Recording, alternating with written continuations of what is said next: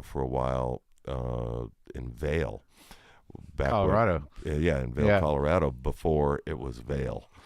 And before they ruined it? Well, before whatever they did to it. Put that gondola in there? But I have a memory of, we were staying in just one of those like shoebox motels. Yeah. And my brother Phil and I, being little kids, playing in the middle of the street, the highway. Yeah. That now is Interstate 70 or whatever it is, and back then it was just, that's where we played. Right. And that'll make you feel old. Remembering the days where you could play in the highway. Yeah, exactly. That's now this massive city. But what was amazing about that was when we were, in Bisbee, Arizona, or Douglas, or Clifton, Morenci, or the little mining towns in Colorado, Minturn, Red Cliff, things like that.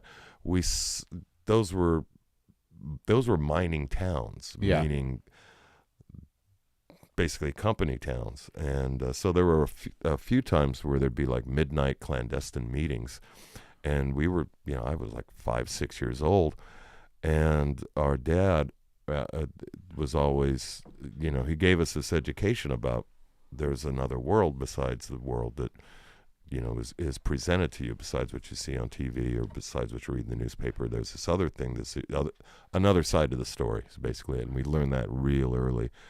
And so that was a huge formative thing on us. But then back in Downey, where we grew up, the people were told, there were some of the parents, Downey was kind of in those days, it would have swung for, I don't know, Santorum. Yeah, right. Sure. And so there were families who were like, don't play with the Alvin kids. Oh, really? Yeah, go play with the Barnes kid. What, he burnt down in Orange Grove? Yeah. Yeah, but don't play with those Alvin kids. They're commies. They're commies, yeah. Lock the gate!